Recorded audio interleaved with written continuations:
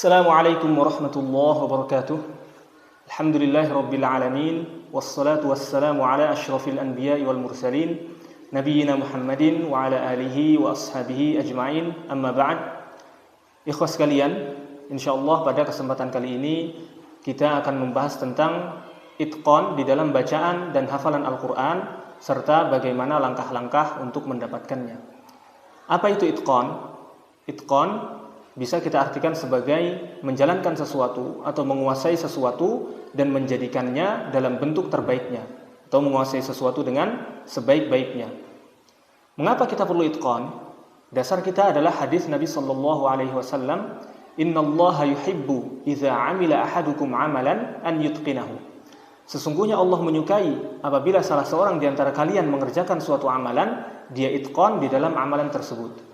Jadi itqan ini dianjurkan pada setiap amalan atau segala sesuatu yang baik, terutama bagaimana seseorang membaca ataupun menghafal Al-Quran, dia sangat dianjurkan untuk itqan di dalamnya. Seseorang bisa dikatakan sebagai seorang yang mutqin dalam bacaan Al-Quran adalah apabila dia mampu untuk membaca seluruh Al-Quran dari surah Al-Fatihah sampai surah An-Nas dengan bacaan sebagaimana Al-Quran tersebut diturunkan kepada Nabi Muhammad SAW, terlepas dari berbagai kesalahan atau lahan, baik yang jali ataupun yang khafi. Juga dia mengetahui setiap hukum-hukum dari bacaan yang dia baca. Atau secara singkat bisa kita katakan menguasai ilmu tajwid tatbiqiyan wa nazariyan, baik praktek ataupun teori. Adapun seseorang dikatakan sebagai seorang yang mutqin dalam hafalan Al-Quran adalah apabila dia mampu untuk menyetorkan hafalannya seluruh Al-Quran dari surah Al-Fatihah sampai surah An-Nas dengan baik, atau yang biasa kita sebut dengan tasmi' kamil 30 juz. Dan juga ketika dites dengan potongan-potongan ayat, dia juga mampu untuk melanjutkannya dengan sama baiknya. Bagaimana seseorang bisa mendapatkan itqan di dalam bacaan Al-Quran? Langkah-langkah apa saja?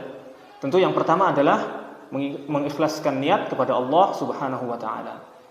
Kemudian yang kedua, mencari guru yang mutqin, kemudian belajar bacaan Al-Qur'an kepadanya, baik praktek ataupun teori. Maksudnya praktek adalah dia bertalaqi, ya, bermusyafahah langsung kepada guru tersebut. Dia membacakan bacaannya di hadapan guru tersebut dan dibetulkan, dicontohkan bagaimana yang betul. Adapun secara teori, maksudnya dia adalah mempelajari atau belajar kepada guru tersebut kitab-kitab para ulama seperti Tuhfatul Atfal, Muqaddimah Jazariyah dan yang lain. Sehingga dia betul-betul menguasai bacaan Al-Quran baik secara praktek ataupun teorinya. Adapun bagaimana seseorang atau langkah-langkah apa saja yang bisa dilakukan seseorang untuk itqan di dalam hafalan Al-Quran. Yang pertama tentu saja sama, yaitu mengikhlaskan niat. Kemudian yang kedua, dia tidak memulai menghafal Al-Quran kecuali dia telah lancar untuk membaca Al-Quran dan terlepas setidaknya dari dua hal. Yang pertama adalah lahnul jali, ya. Dan yang kedua adalah lahnul khafi yang mendekati lahnul jali. Lahnul jali, apa itu lahnul jali? Ya, lahan itu artinya khata' atau kesalahan. Jali artinya besar atau nampak, ya. Maksudnya atau secara istilah tajwid, lahnul jali adalah kesalahan yang terjadi ketika membaca Al-Quran terjadi pada lafaz sehingga mengakibatkan perubahan makna ataupun perubahan i'rab. Contohnya dari lahnul jali adalah tertukarnya huruf, ya, hamzah menjadi ain, ha menjadi ha, atau tertukar harakat, dhammah menjadi kasrah dan sebagainya. Atau tertukar atau menambahkan atau mengurangi tasydid, ya, atau menghilangkan mad asli, ya, atau bahkan yang tidak panjang dibaca dengan panjang dua harakat. Maka itu adalah contoh-contoh dari lahnul jali. Lahnul jali ini, ya, diketahui oleh semua orang, ya, baik penghafal Al-Qur'an atau pembaca Al-Qur'an ataupun orang awam. Maksudnya orang awam di sini adalah orang Arab. Ya. Kemudian yang kedua adalah lahnul khafi yang mendekati lahnul jali. Sebagian ulama tajwid membagi lahnul khafi menjadi dua bagian, yaitu yang pertama adalah yang diketahui oleh kebanyakan pelajar atau pengajar Al-Quran. Ya, lahnul khafi sendiri itu adalah kesalahan yang tersembunyi, yang tidak terjadi pada lafaz dan tidak mengakibatkan perubahan makna ataupun perubahan i'rab. Ya. Contohnya lahnul khafi yang diketahui oleh kebanyakan pelajar atau pengajar Al-Quran adalah zaman ghunnah, ya. Yaitu misalnya ketika membaca nun atau mim yang bertasydid, di sana terdapat ghunnah yang dipanjangkan. Ya. Ketika tidak dipanjangkan ghunnahnya, maka di situ terjadi lahnul khafi. Hanya saja dia mendekati lahnul jali. Kenapa? Karena kesalahan tersebut diketahui oleh sebagian atau kebanyakan, secara umum diketahui kebanyakan pelajar atau pengajar Al-Quran. Ya. Hukum seperti itu sudah masyhur. Atau contoh yang lain adalah mad far'i, mad yang harusnya dibaca lebih dari 2 harakat, hanya dibaca 2 harakat, maka itu terjadi lahnul khafi, ya, tapi mendekati lahnul jali. Begitu juga contohnya pada sifat-sifat yang masyhur juga, seperti qalqalah dan lain sebagainya. Adapun lahnul khafi yang berikutnya yang hanya diketahui oleh seorang qari yang mutqin, contohnya misalnya zaman huruf yang berharakat, bagaimana membacanya agar tidak ikhtilas. Nah, ini kebanyakan para pembaca Al-Quran masih belum mampu menguasainya dengan baik. Atau juga contoh yang lain, zaman huruf yang sukun, ya, yang ada sifat syiddah, ada bainiyah ataupun rokhawah, zamannya seperti apa, yaitu hanya diketahui oleh seorang qari yang mutqin dan lain sebagainya. Intinya, seseorang jika ingin itqan di dalam hafalan Al-Quran, dia harus lancar dulu membaca Al-Quran dan terlepas dari 2 hal, lahnul jali dan juga lahnul khafi yang mendekati lahnul jali.